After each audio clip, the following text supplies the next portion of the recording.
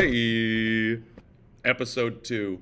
What we're going to be doing today is we are going to be making a data collection game for my stats class where they have to guess 10 seconds. So they'll click a button, they're going to try to predict 10 seconds, they'll click it again, and then they're going to get feedback on how much time it took for them to click that button. So this is a fun game just to get some class data and to do some statistics with. So what we're going to do is we need a few things. We need a button and a note. So let's see if I go down here. Yeah, so we need an action button. Let me move myself down here. Okay, cool. So I'll be just down here. So we need an action button because that's the button that they're going to click. And then we need a note response too. And I'm going to put them side by side just for sake. I'm going to call this one button 1. Power off. Button 1, and I'll call this note 1. Cool, so I'm going to first go into the note component into the CL. This is the CL here, and I'm going to define a few things. So the first thing I'm going to define, I'm first going to define a timer, and this is going to be running as soon as they click the button the first time. It's going to just start running. So I'm going to call it timer. So anytime if I just say timer equals, then this is just what that word means now. So it'll be equal to button 1. Notice how it kind of defaults to some of the stuff I've already defined. So I defined that previous button as button 1. Dot, and then there's already some automatic things that show up, and we'll say time since press, and we'll have it go for like 30 seconds. So if I zoom out now, so once again, I've defined a word called timer. It's button 1, and it's button 1's time since press. Remember, this is button 1. So now when I click button 1, that's the default, try it. Nothing is happening because, well, some things are happening. The timer is going right now. We just haven't shown it in the note. So the note component has a cool feature where, let's say, I'll say timer equals. And this is just exactly what the students would see. They would just see the words timer equals. But now I can extract that value in the CL by using $sign and like the bracket. And this font is a little bit different because now it's taking the defined value in the CL into the main piece of this component. So now there's actually a number tied to it. Okay, and actually maybe I'll font this just a little bit easier. We'll do like the middle font there. Cool. Awesome. So now when I click try it, the timer starts going.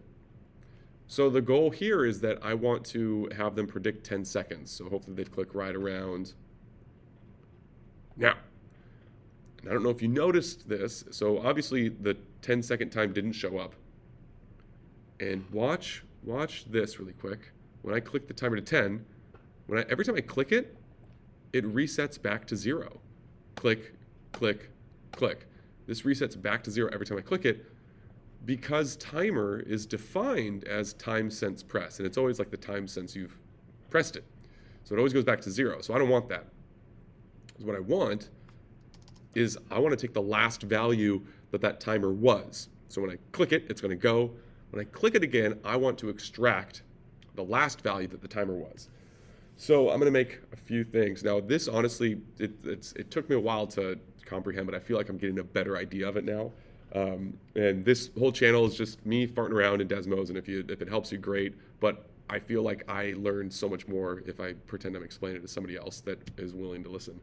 What I'm going to do is I'm going to make another number. I'm going to make another number in this called, let's say, the student time. And we'll make that equal to, I'm going to zoom in a little bit. Oh, no, dude, what are we doing here? Oh, my gosh. Let's go back, huh? Akabish. There we go. I'm going to zoom in. Come on, you. There we go. So I'm going to call this student time because it's the time that the student got. Now, this is where it gets a little bit, this is probably not the most efficient thing to do, but it worked for me. I'm going to define student time to be, it's going to go to button 1, and it's going to take, notice that there's a last value. So there's a last value thing, and then this shows up. I'm going to just call this like 10 sec time. And I'll keep everything lowercased, so I don't have to worry about hitting shift. 10-second time. Okay, so the student time will be their 10-second time. So I'm going to zoom out. Okay, and I'm going to put that kind of below this timer here.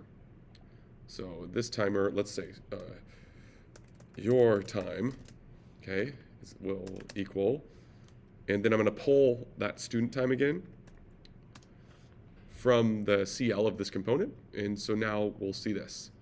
And I click press, and let's say I'll wait 10 seconds, and I'm going to press it again. Notice it says like NAN, it just doesn't know anything right now. And I'll press. But notice that this isn't doing anything. It's just, I click it, and it's not taking the last value, because in the CL, what I've done is I defined this thing, student time. I said, hey, go to button 1 and take the last value of the thing called 10 sec time. Okay, well, let's do what that's doing. Let's go to button 1 in its CL. There's nothing here called 10-second time. So what we're going to do is we're going to tell this piece here, we're going to use the term capture, or like I don't know if this is a sync, the capture sync. So we are going to capture that thing called 10 sec time. And we are going to define, so remember, 10 sec time is defined as the last value, right? So the student time is the 10 sec time. 10 sec time is taking the last value of this button. So you can you can use like self-referential terms. So this button, I could also say button 1 too. It would accept that, button 1, but I don't have to. I can just call it this. And then time since press. And then time since press. And we'll go for like 30 seconds. So now I'm extracting this 10 sec time. And 10 sec time is defined kind of within student time. So student time is button 1, the last value of 10 sec time. So it's going to go over. The capture sync is going to kind of connect these two together. And now we should have this working. So the last value of the time since click was 0. And now, so that's looking good. It did something. Now I'm going to try to get 10 seconds on the dot here. Here we go. 10 seconds and... Oh my gosh, that's actually pretty darn good. I got 10.05.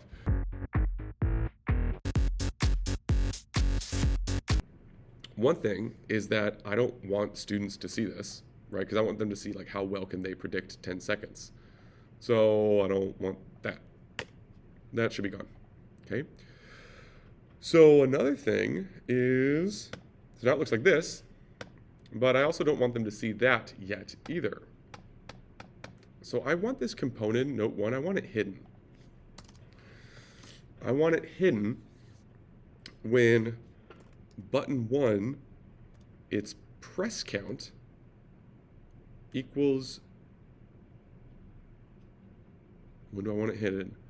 I want it hidden when its press count is less than or equal to, because we have to click the button once and then again. So on the second click, I want this to appear.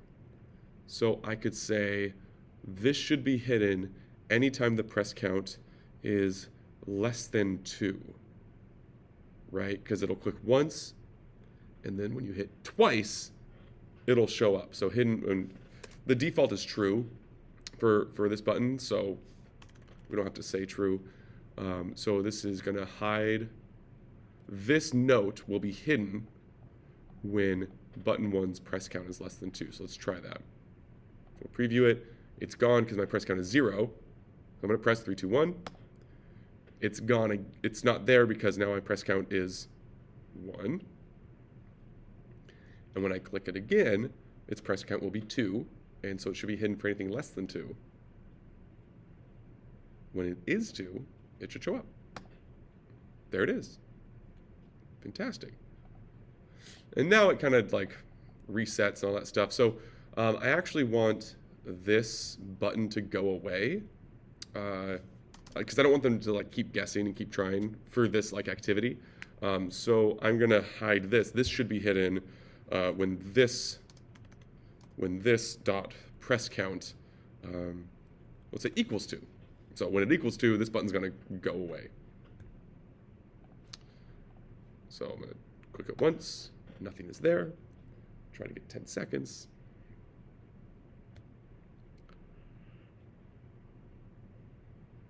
Oh. Ooh, that was pretty good. There we go. So now the game is over. You have your data set. That's awesome. Formatting wise, it could be better. But for my goal for today, I could do a few things. Maybe we don't want to hide it.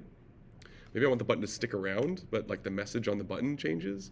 So, I'll label the button. Oh, we can go in and actually change the button to the label.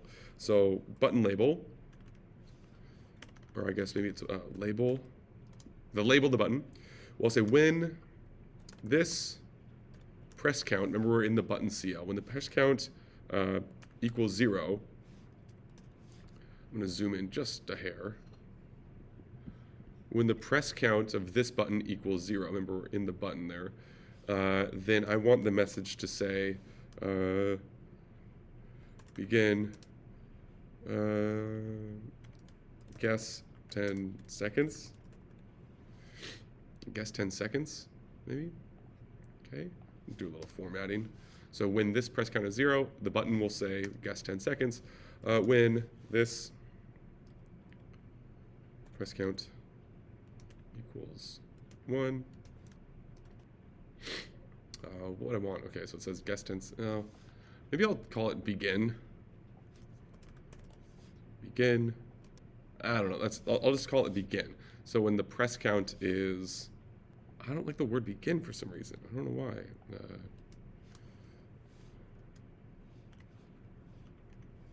Click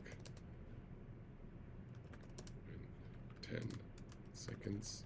Click when 10 seconds. Sure.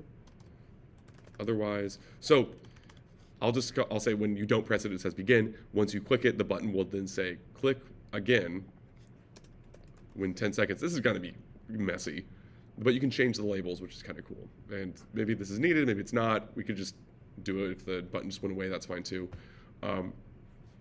So I have those two conditionals, and then otherwise, so that means like when you've clicked it twice, really. Otherwise, we'll say finished. There we go. Cool. Oops, I'm gonna zoom out from there. And so it looks like this now. So it says begin, click again when 10 seconds, finished, but it's not because the button's still there, right? So I can keep clicking. So I don't want to be able for the students to keep clicking. I want this button to be disabled. I want it to end. I want it to stop working. So disabled when this press count is greater than 2. Greater than, or when it's equal to 2. Just when it's equal to 2. Once you click it twice, it's going to be disabled. So go back. Now it'll have the 3, so begin, and now it says click again when 10 seconds.